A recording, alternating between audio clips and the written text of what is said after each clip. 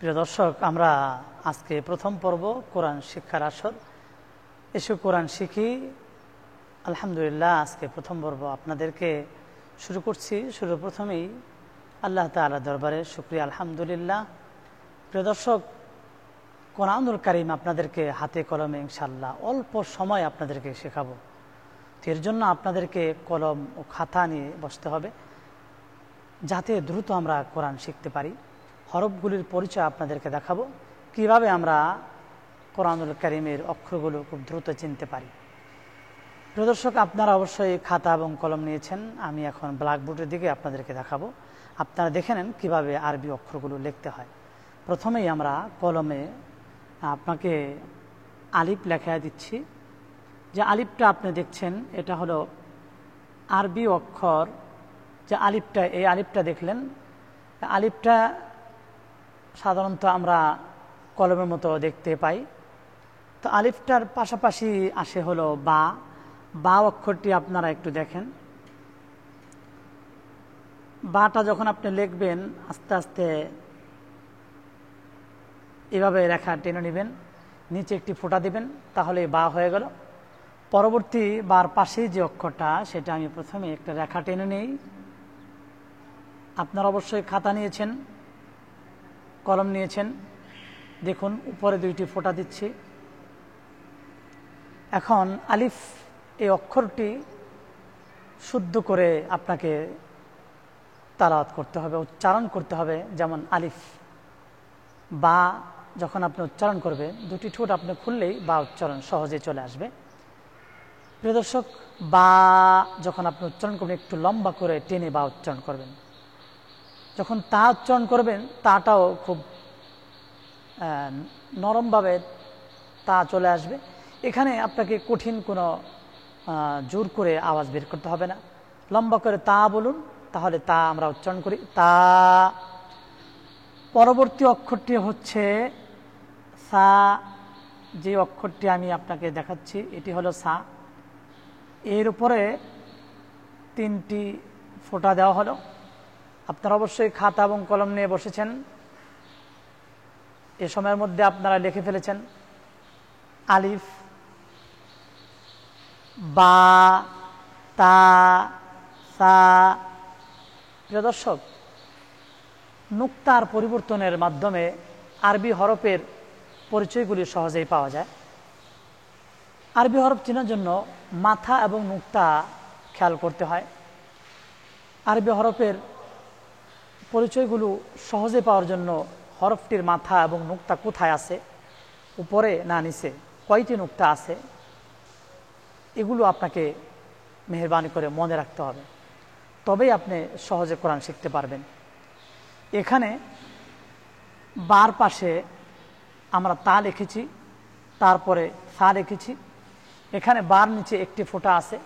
আপনি মনে রাখবেন, বার নিচে যেই ফোঁটাটি এখন আছে, সবসময় বার নিচে একটি ফোঁটা থাকে, এই বিষয়টা আপনার মনে রাখতে হবে। তার উপরে দুইটি ফোঁটা আমরা দিয়েছি, এই তার উপরে দুইটি ফোঁটা সবসময় উপরে থাকবে, এই বিষয়টা মনে রাখতে হবে। তারপর আমরা লিখেছি সা। সার উপরে তিনটি ফোঁটা আছে। আপনাকে মেহেরবানি করে এই বিষয়গুলো মনে রাখতে হবে। প্রিয় দর্শক, আমরা আপনাদেরকে সহজেই ইনশাআল্লাহ হাতে কলমে কোরআনুল কারীম শেখাবো। এর জন্য আপনাকে খাতা এবং কলম নিয়ে বসতে হবে। এখানে আমরা চারটি অক্ষর লিখেছি। প্রথমে আলিফ লিখেছি। আলিফটা দেখতে কলমের মতো। পাশাপাশি বা লিখেছি, বার নিচে একটি ফোঁটা দিয়েছি। মনে রাখবেন, বার নুক্তা সব সময় নিচে থাকে, কখনোই উপরে যাবে না। যদি বার নুক্তাটা উপরে চলে যায়, তাহলে সেটা আর বা হলো না, অন্য অক্ষরে পরিণত হবে। সুতরাং বার নুক্তা যে নিচে হয়, এই বিষয়টা আপনাকে মনে রাখতে হবে। প্রিয় দর্শক, তার উপরে দুইটি ফোঁটা দিয়েছি। আরবিতে একে বলা হয় নুক্তা। এই নুক্তা দুইটি উপরে আছে, আপনাকে মনে রাখতে হবে। সার উপরে তিনটি নুক্তা আছে, আপনাকে মনে রাখতে হবে। এটা আপনি হাতে কলমে লিখে নিতে পারেন যে বা এভাবে হয়, নিচে একটি নুক্তা হয়, তার উপরে দুইটি নুক্তা হয়, সার উপরে তিনটি নুক্তা হয়। আপনাকে হরফগুলো এভাবে চিনতে হবে। প্রিয় দর্শক, যখনই আমরা এই বড় হাতের লেখাটা দেখছি, এর পাশাপাশি আপনি খাতা এবং কলম নিয়ে লিখতে থাকুন, আর আমার এটা দেখতে থাকুন। আমি কি লিখতেছি, নিচে আমি আরেকটি আলিফ লিখতেছি। আলিফটি আপনি দেখেন, আলিফটি দেখতে কলমের মতো, মাথাটা একটু মোটা। পরবর্তীতে বার নিচে বার ছোট হাতের লেখাটা আমি নিয়ে আসছি। দেখেন এখানে বা ছোট হাতের লেখাটা যখন আসছে, বার কিন্তু অর্ধেকটা নেই। তাহলে আমরা বাকে কিভাবে চিনব প্রিয় দর্শক? বার নিচে যে ফোঁটাটা হয়, এজন্য বাকে আমরা চিনে ফেলবো যে বার নিচে একটি ফোঁটা হয়। তারপর আসি আমরা তাটা ঠিক ছোট হাতের লেখা এইভাবে নিয়ে আসি। তার ছোট হাতের লেখা আমরা লিখছি, উপরে দুইটি ফোঁটা দিয়েছি। আমি আপনাদেরকে বলেছিলাম আরবি হরফ চেনার জন্য একটা বিষয় মনে রাখতে হবে। আরবি হরফ চেনার জন্য মাথা এবং নুক্তার মিল হয় না। নুক্তার যদি মিল হয় মাথার মিল হয় না, মাথার মিল হলে নুক্তার মিল হয় না। প্রিয় দর্শক, আমরা আস্তে আস্তে অক্ষরগুলো আপনাদেরকে সহজেই শেখাতে পারবো ইনশাআল্লাহ। ওয়া মা তাওফীক ইল্লা বিল্লাহ। প্রিয় দর্শক, আমরা এখন সার দিকে যাই। সা অক্ষরটি ছোট হাতের লেখা এখন লিখছি, উপরে আমি 3টি ফোঁটা দিচ্ছি। আপনারাও এই সময়ে 3টি ফোঁটা দিয়ে ফেলেছেন আশা করি। এখানে সার মধ্যে 3টি ফোঁটা আছে এবং তার মধ্যে 2টি ফোঁটা আছে, বার নিচে একটি ফোঁটা আছে। এগুলো ছোট হাতের লেখা। যখন আপনি কোরআনুল কারীম পড়তে যাবেন, তখন আপনি বিসমিল্লাহির রহমানির রহিম পড়তে যাবেন, ছোট হাতের লেখা বা আপনাকে কিভাবে চিনতে হবে, তখন আপনি দেখবেন বার নিচে একটি ফোঁটা আছে। বার মাথা, ছোট হাতের মাথা দেখে আপনি বাকে নির্ণয় করবেন, বাকে চিনবেন। কারণ বা নিচে নুক্তা ছাড়া কখনোই বা হতে পারে না। আর তাকে চিনতে হলে তার উপরে 2টি নুক্তা লাগবে। কখনোই যদি এই তার নুক্তাটি ভুলক্রমে আপনি নিচে দেখতে পান, তখন এটাকে আর তা বলবেন না, অন্য অক্ষর সেটাকে বলতে হবে। সেটা এখন আপনাদেরকে বলছি না। তো আমরা 3টা অক্ষরের পরিবর্তন দেখলাম। তারপরে এটা যখন শব্দের মাঝখানে এই বা অক্ষরগুলো আসবে, সেখানে কিভাবে আমি চিনব, কিভাবে তাকে চেনা যায়, বাকে কিভাবে চিনতে পারি? অক্ষরগুলো সুন্দরভাবে না চেনার কারণে আপনার তেলাওয়াত সুন্দর হচ্ছে না, আপনি রিডিং ভালো পড়তে পারতেছেন না। আপনি পড়তে পারেন কিন্তু আস্তে আস্তে সুন্দর করে তার তিলের সাথে তেলাওয়াত করতে পারতেছেন না। প্রিয় দর্শক, এর জন্য পরবর্তী অক্ষরগুলো আমরা খাতা এবং কলম নিয়ে লিখে ফেলি। পরবর্তী অক্ষর হলো বা। আপনি যখন দেখছেন এটা হলো বা। এই যে বাটা আপনি দেখলেন, এটা বার চেনার যে প্রথম কারণটা বলেছিলাম, নিচে একটি নুক্তা হয়। তাটা ঠিক এই অবস্থায় আসবে, এই যে তার উপরে 2টি নুক্তা হয়েছে। পরবর্তীতে সা আসেন, সাটি ঠিক এই অবস্থায়, সার উপরে 3টি নুক্তা হবে। এই যে সা এবং বা দেখলেন, এটা ছোট হাতের, এটা হলো শব্দের মাঝখানে পেছানো যে অক্ষরগুলো, অনেকগুলো অক্ষর এক জায়গায় থাকবে, তখন আপনি তাকে কিভাবে চিনবেন প্রিয় দর্শক? তখন আপনি নিচে একটি ফোঁটা দেখলেই বা বলে ফেলবেন, সহজেই আপনি বা চিনতে পারবেন। পরবর্তীতে যখন তা উপরে 2টি ফোঁটা দেখবেন, তখন আপনি তা বলবেন, সহজেই আপনার এই বিষয়টা মনে থাকবে। আশা করি আপনারা বুঝতে পেরেছেন, আশা করি আপনারা লিখে ফেলেছেন। পরবর্তীতে সা দেখেন, সার উপরে 3টি নুক্তা হয়। সার উপরে 3টি নুক্তা হয়, এই বিষয়টা আপনার মেহেরবানি করে মনে রাখতে হবে প্রিয় দর্শক। এখন আমরা যে অক্ষরগুলো দেখলাম, এই অক্ষরগুলো বার পরিবর্তন দেখালো। এখন বার সাথে আরেকটি অক্ষর তাকে আপনি কিভাবে চিনলেন? তার উপরে 2টি ফোঁটা অবশ্যই মনে রাখতে হবে, উপরে 2টি ফোঁটা হয়। যদি নিচে দেখেন তাহলে তা আর তা থাকবে না। সার উপরে 3টে নুক্তা হয়। আমি আরেকবার বলি আপনাদেরকে যে আরবি হরফ চেনার জন্য মাথা এবং নুক্তার মিল থাকতে হবে। মাথা এবং নুক্তার যদি মিল না থাকে, নুক্তার যদি মিল না থাকে, তাহলে আপনি অক্ষরগুলোকে পরিবর্তন করতে পারবেন না প্রিয় দর্শক। মাথার মিল যদি থাকে, নুক্তার মিল থাকবে না, নুক্তার মিল থাকলে মাথার মিল থাকবে না। এখন আমরা পরবর্তী অক্ষর তার পরে জিমের উচ্চারণটা আমরা দেখব, জিমটা কিভাবে আসে প্রিয় দর্শক। এটাকে বলা হয় জিম, কিন্তু এখন এটা জিম হয়নি, এটাকে এখন বলা হয় হা। তো সার পরের অক্ষরটাই বলা হয় জিম। এই জিমের এখানে যদি একটি ফোঁটা দেওয়া হয়, তাহলে এটাকে জিম বলা হয়। এই ফোঁটাটা জিমের মাঝখানে হয়েছে। এরপরে আসবে হা। হা অক্ষরটা আমরা ঠিক সেভাবে লিখে নিই, হা। এটাকে বলা হয় হা। এটার মধ্যে নুক্তা কখনোই হয় না, জিমের পেটে নুক্তা হয়। আপনাকে মনে রাখতে হবে, জিমের পেটে নুক্তা হয়, কিন্তু হার মধ্যে কখনোই নুক্তা হবে না প্রিয় দর্শক। পরবর্তী অক্ষর আসছে খ।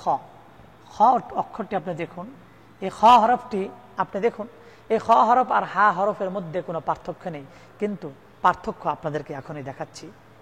আপনারা যারা খাতা এবং কলম নিয়ে বসেছেন, আমার এই লেখাগুলো এই মুহূর্তে আপনারা লিখে ফেলেছেন আশা করি।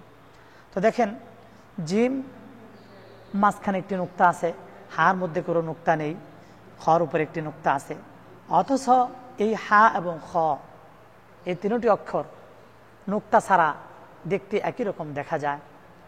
মাঝখানে একটি নুক্তা বসায় দিলেই এটা জিম হয়ে গেল, আর নুক্তা যদি না থাকে তাহলে হা হবে। মনে রাখবেন, কখনোই হার মধ্যে নুক্তা বসে না। মনে রাখবেন, খার নুক্তা এখন উপরে আছে, এটাকে খ বলা হয়। আমরা অনেকে খা পড়ে থাকি, আসলে বাংলাতে খা উচ্চারণ হয় না। বাংলার উচ্চারণ দিয়ে আপনি আরবিকে সহি করতে পারবেন না। প্রিয় দর্শক, আপনাকে আরবি সহি শুদ্ধ পড়তে হলে আমাদের এই ভিডিওটা দেখতে হবে, আপনি এখান থেকে উচ্চারণ শিখতে পারবেন। একটু আমরা অক্ষরগুলো পড়ে নিই, সকলেই বলি। আলিফ, বা, তা, সা, জিম, হা, খ। এই যে উচ্চারণ করা হলো, অক্ষরের পরিবর্তন। আপনি যেখানে বা অক্ষরটা দেখলেন, তারপর আসছে তা। তা যখন আপনি উচ্চারণ করতে যাবেন, একটু লম্বা করে টেনে পড়বেন, তাহলে তাটা আপনার মুখ থেকে সহজেই বের হয়ে যাবে। আমার সাথে আপনারা বলুন, তা, বলুন, সা, জিম, হা, খ। প্রিয় দর্শক, আমরা জিম, হা, খ এই তিনটা অক্ষর আপনাদেরকে দেখালাম। জিমের মাঝখানে একটি ফোঁটা হয়, কিন্তু আমরা নিচে আপনাদেরকে এই জিমকে ছোট হাতের লেখা লিখে দেখাবো। দেখেন, আপনি এদিকে খেয়াল করুন, আপনি খাতা নিয়ে লিখে ফেলুন। এখানে দেখুন, জিমের নিচে একটি নুক্তা দিয়েছি, হার মধ্যে কোনো নুক্তা নেই, খর উপরে একটি নুক্তা বসাবো। এখানে খর উপরে নুক্তা বসে, আপনি দেখেন সবগুলো অক্ষরের মাথার মিল আছে। প্রিয় দর্শক, মাথার মিল আছে, নুক্তার মিল নেই, নুক্তার মিল আছে তো মাথার মিল নেই। আশা করি আপনারা বুঝতে পেরেছেন আমার এই কথাগুলো। প্রিয় দর্শক, জিমের নিচে নুক্তা হয়, এখন নিচে চলে আসলো, কারণ কি? এই হরফটি ছোট হাতের। হা নুক্তা কখনোই হবে না, আপনি মনে রাখবেন, হার মধ্যে কখনোই নুক্তা হবে না। যদি নুক্তা উপরে হয় অথবা নিচে হয়, তাহলে উপরে হলে সেটার নাম হবে খ, আর নিচে হলে তার নাম হবে জিম। অথচ মাথার মিল আছে, নুক্তার মিল নেই। প্রিয় দর্শক, এই বিষয়টা আপনারা মেহেরবানি করে মনে রাখবেন। আমরা পরবর্তী যে অক্ষরগুলো কোরআন শরীফের মাঝখানে পাই, সেগুলো আপনাদেরকে দেখাচ্ছি। এখানে দেখেন, তিনটা অক্ষর দেখতে একই রকম মাথা, কিন্তু এর মধ্যে এই পার্থক্যগুলো আপনাদেরকে দেখাচ্ছি শুধু নুক্তা আর ফোঁটার কারণে। যখন আমি যেখানে ফোঁটা দেব, সেখানে ওই অক্ষরটির নাম আলাদা একটা নাম হয়ে যাবে। এখন আমাদেরকে এই যে দেখছি আমরা হা, তিনটি হা এখানে আছে, যার উপর আমি ফোঁটা বসাবো সেটার একটা ভিন্ন নাম হয়ে যাবে। আপনাদেরকে বোঝার জন্য দেখাচ্ছি। এখন আমি এখানে ফোঁটা দিলাম, আসলে কিন্তু সিরিয়ালভাবে লাস্টে হ হওয়ার কথা ছিল, এখন দেখা গেল যে না, লাস্টে জিম হয়ে গেছে। এখন আমি শুরুতেই খকে নিয়ে আসি, তাহলে এই যে লেখার যে সিস্টেম ছিল, শুরু ছিল, এটা কিন্তু পরিবর্তন হয়ে গেল। হ্যাঁ, নুক্তার কারণে আপনি প্রথমে জিম পড়েছেন, এখন নুক্তা উপরে আসার কারণে আপনি আর জিম পড়তেছেন না, এটাকে আপনি বলতেছেন খ। এটা দ্বিতীয়তে ছিল, জিমের পরে ছিল, এখন এটাকে বলছেন আপনি হা। এটাকে আমি আবার নুক্তা যদি দিয়ে দিই, তাহলে এটাকে আমি জিম বানিয়ে ফেললাম। প্রিয় দর্শক, এজন্য অক্ষরের পরিবর্তনগুলো আমাকে মনে রাখতে হবে। এখানে আজকে আমরা আলিফ থেকে খ পর্যন্ত 7টি অক্ষর শিখেছি। 7টি অক্ষর আপনাদেরকে উচ্চারণ করে আমি দেখাচ্ছি, আপনারা আমার সাথে সাথে এই উচ্চারণগুলো করুন। সকলেই বলুন, আলিফ, বা, তা, সা, জিম, হা, খ।